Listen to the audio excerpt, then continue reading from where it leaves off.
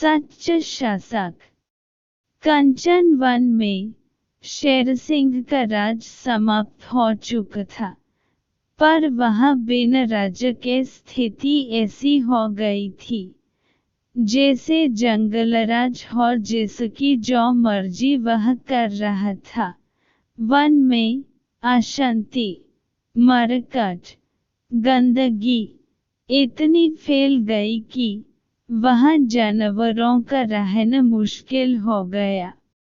कुछ जानवर शेरसिंह को याद कर रहे थे कि जब तक शेरसिंह ने राजपाट संभाला हुआ था, सारे वन में कितनी शांति और एकता थी। ऐसे ही चलता रहा तो एक दिन यह वन ही समाप्त हो जाएगा और हम सब जानवर बेघर होकर मरे जाएंगे। गोलू भालू बोला, कोई न कोई उपाय तो करना ही होगा। क्यों न सभी कहीं सहमति से हम अपना कोई राजा चुन लें जो शेरसिंह की तरह हमें पुनः एक जंजीर में बंधे और वन में एक बार फिर से अमन शांति के स्वर गूंज उठे। सभी गोलू भालू की बात से संतुष्ट हो गए, पर समस्या यह थी कि राजा किसे बनाया जाए। सभी जानवर स्वयं को दूसरे से बड़ा बता रहे थे। सोनू मोर बोली, क्यों न एक पखवाड़े तक सभी को कुछ न कुछ काम दे दिया जाए, तो अपने काम को सबसे अच्छे ढंग से करेगा उसे ही यहाँ का राजा बना दिया जाएगा।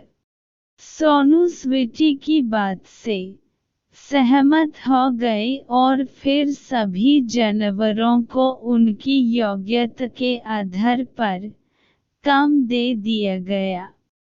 बिम्पी लोमड़ी को मिट्टी हटाने का काम दिया गया, तो भोलू बंदर को पेड़ों पर लगे जले हटाने का, सोनी हाथी को पत्थर उठकर एक गड्ढे में डालने का काम सौंप गया था और मोनू खरगोश को घास की सफाई की।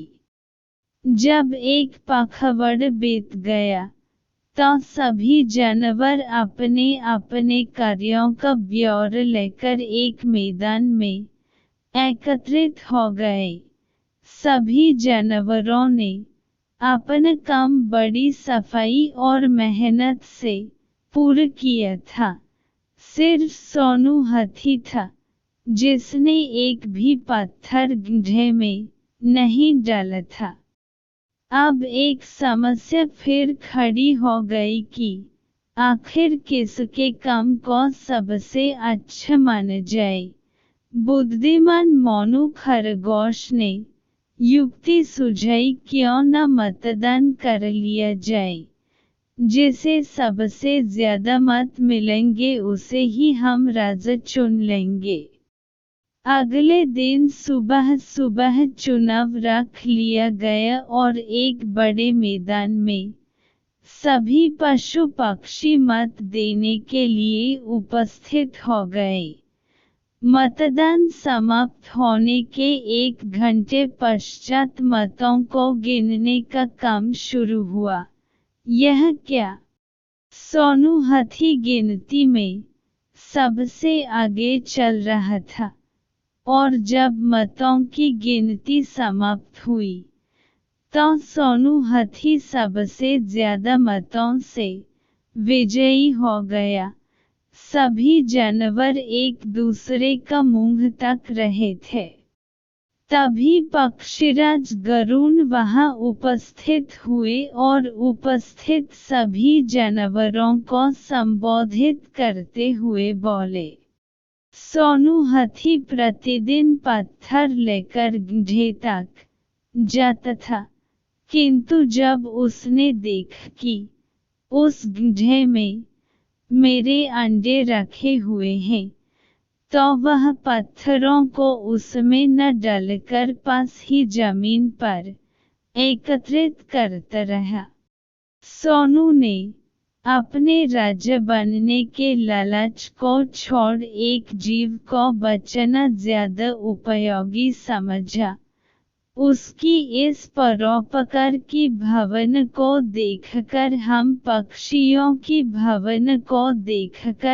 पक्षियों ने तय किया कि जो अपने लालच को छोड़कर दूसरों के सुख दुख का ध्यान रखे वही सच्चे तौर पर शासक बनने का अधिकारी है।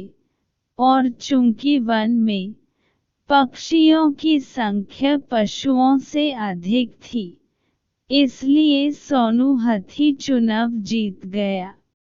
सबक: सच्चा शासक वही होता है जो परोपकार की भावना को सर्वोच्च स्थान दे।